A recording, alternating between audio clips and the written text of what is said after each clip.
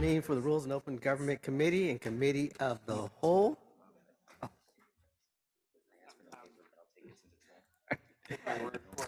Tony, can we have a roll call, please? Yes. Arenas? I just Here. Cohen? Here. Davis? Here. Perales? Jones. Oh, Perales just signed on. And Jones. Present. All are present. Great, thank you. So we're going to start out with the agenda for Tuesday, September 27th. And like usual, we're going to start out on pages 4 and 5.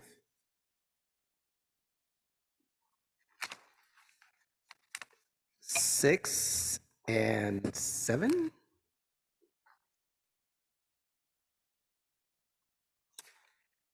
Eight and 9.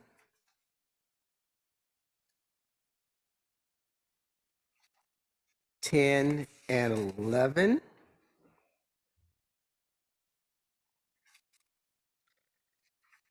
12 and 13.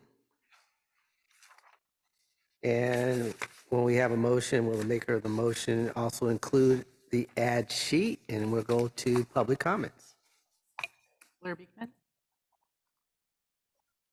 Hi, Blair Beekman here. Happy Wednesday to everyone, heading towards the end of September. I guess, on this agenda item, there is approval of continuing teleconferencing hybrid meetings. And this is just a time for me to thank yourselves for the hybrid process that you've offered to continue it. We're trying to look for ways that the public process and the public meeting process can be more open and accessible. And, people should feel safe in wanting to enter the chambers or to speak on Zoom. To have those options available, both options, is really important, I think. And good luck how we can work together as city government and community towards safe practices with, there'll be a bunch of new technology within the chambers, camera technology and such, and that, people on the Zoom meetings, if they have questions about how Zoom works, they can ask you, and it doesn't have to be a fearful subject matter to talk about with them.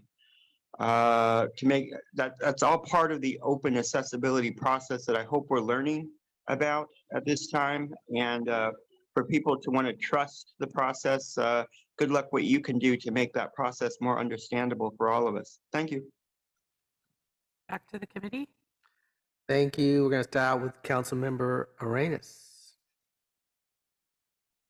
Thank you. I'm going to make that motion and include the ad sheets. But before I get a second, I'm hoping that I can defer item 3.4, which is the city initiatives roadmap, the Bill of Rights for Children and Youth audit report. And the deferral is the reason for the deferral, the request for the deferral is so that we can have an opportunity to get feedback and comments from the Youth Commission, excuse me, who is going to hear the item. And I'd love for our administration to be able to capture their feedback and give us any additional recommendations so that this could be a lot more meaningful with their feedback. So I'm hoping that we can have this at the following, at our following council meeting. Okay. So your motion is to defer to October 4th. There you go. Okay. I was All looking right. for a date and I couldn't find it. Okay. Can I hear a second? Second. Great. Thank you. Councilmember Cohen. Thank you. I want to ask the maker of the motion for an amendment to the motion. I'd like to remove item 2.10 from consent and put it on the open agenda, item 6.1. Sure, I'll accept that. Okay. Is that all right with the seconder? Yes. All right. It's been moved and seconded. Lee, I'm changing my question. It's not specific to this particular agenda, but just for the balance of the year. Are we load balancing our agendas to have a very smooth and less drawn out closing of the year?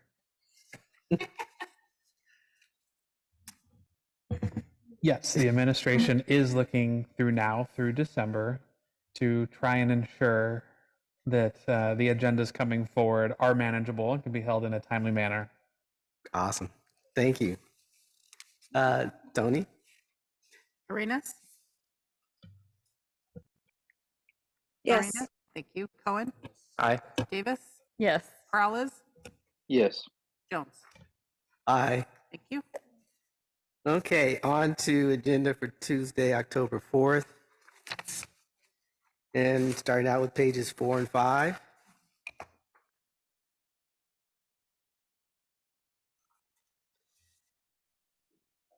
Six and 7.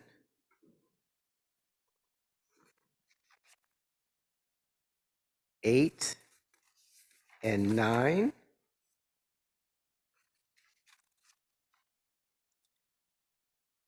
10 and 11. 12 and 13. 14 and 15. So let's go to public comments. Blair Beekman? Hi, Blair Beekman here. You have a few items on this agenda, October 4th agenda. That's my birthday, by the way. On the October 4th agenda, one is about energy procurement issues, community energy procurement, sustainable energy, clean energy ideas, you call it. Good luck in defining what clean energy will be in the next few years. I think we have to consider how exactly we qualify nuclear as clean energy, and it has to kind of be with an asterisk, I think.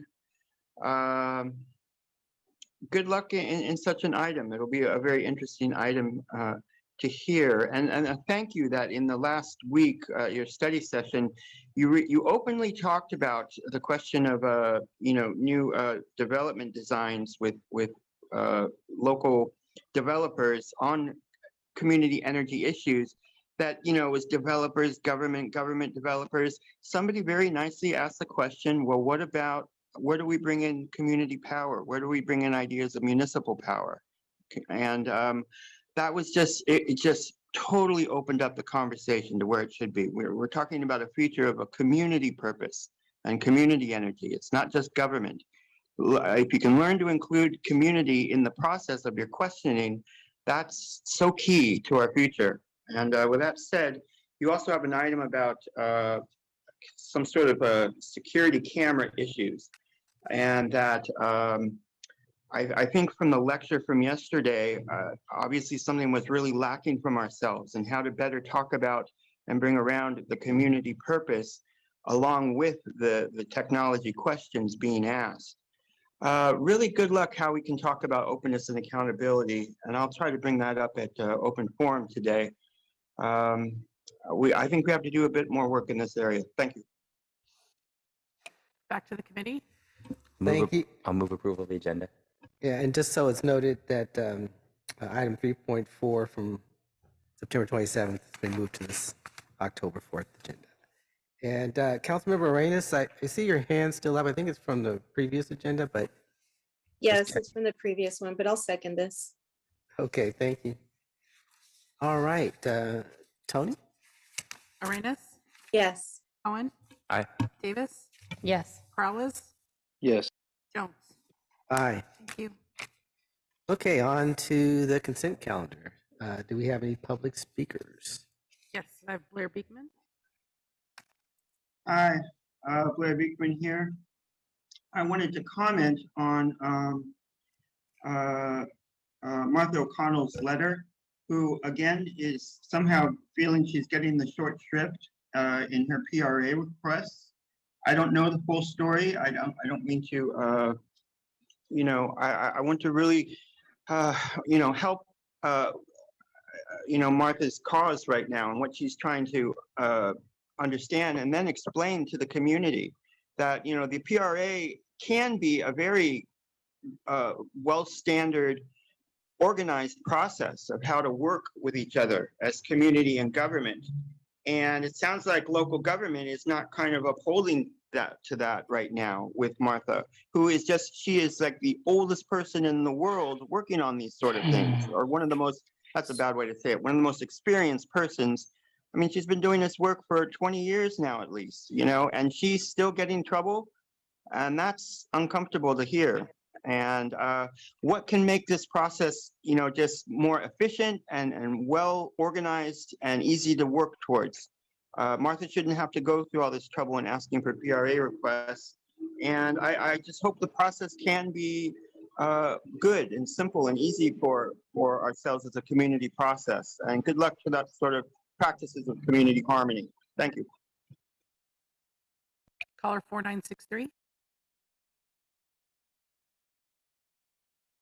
Thanks, Blair. Martha O'Connell, GSMOL. Well, there's been a lot of news since I submitted that TRA. I now have the audio recordings, and I am shocked and appalled at the elitist, uncaring, and I would submit racist attitude of the people who were at the 6/28/10 Envision Task Force, talking about certain people's homes as trailers, and mocking them and demeaning them and laughing. It's all on the tape about, quote, growing up in a trailer, talking about really small, I'm reading from the transcript because I transcribed it word for word, really small, really antiquated mobile home parks that sit up on Oakland Road, and they're talking about redeveloping, and then later on they're talking about, you know, these aren't real mobile home parks, these are just trailers, and it's the contempt when they say the word trailer.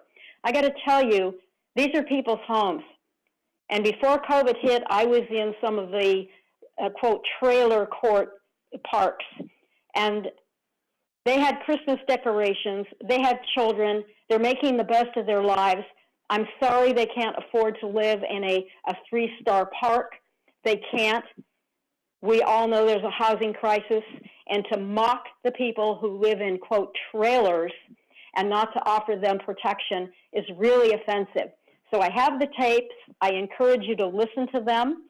It is the June 28th, 2010 meeting. And by the way, I've downloaded it because residents are telling me they're scared the city is going to erase the tape so that we don't have the record. I don't agree with them. But to make them feel better, I have downloaded it and I put it on discs. Thank you. Caller 1541.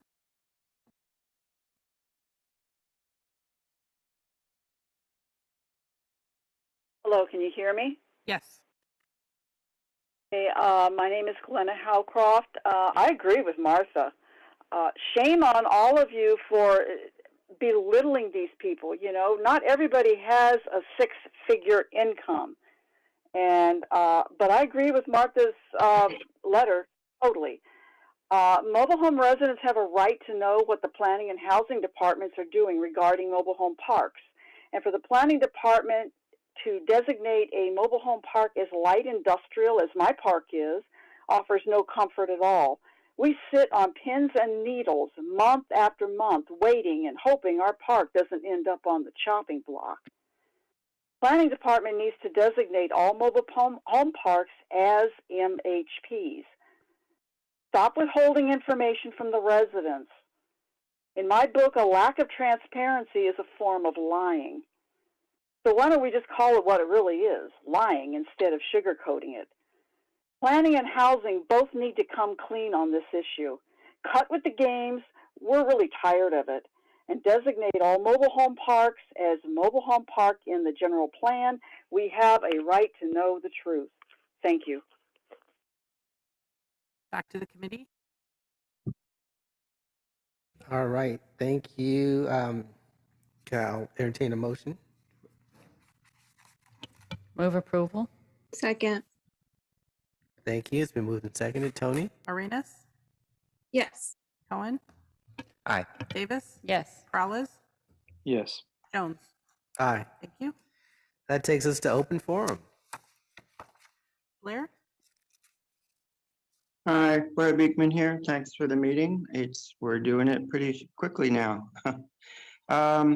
Yeah, I just, there was to quickly note, there was a Vision Zero board approval for new members on the consent calendar. The items yesterday placed next to each other about the future of the Monterey corridor and the ALPR issues, I think had a pretty specific purpose that is pretty well connected to issues that we have to better consider. The mayor tried to apologize yesterday for some of his words, but I think he offered a real sense of insensitivity about how to talk about what local government, what San Jose local government is working on with the ALPR issue. I mean, they're really out there trying to figure out what direction we should be going with this sort of project. We're talking about racial equity issues with data collection now. You're offering these sort of meetings, agenda items as public comments and criticism to better understand what you can do better. The mayor's words were really dismissive, and I was really disappointed. He tried to apologize, but I think it shows an overall lack in how he is considering these issues compared to what our city government should be working on after the end of his administration. And that is, how do we get the public involved with the process more? I mean, Flock reported that there will be absolutely no data collection on their part when it was reported at PISPIS and at the previous public meeting on ALPR camera use, that Flock gets at least a 72-hour window of this sort of data information. We have to really work to make sure that we're doing this together well. Thank you. Back to the committee. Thank you. This meeting is adjourned.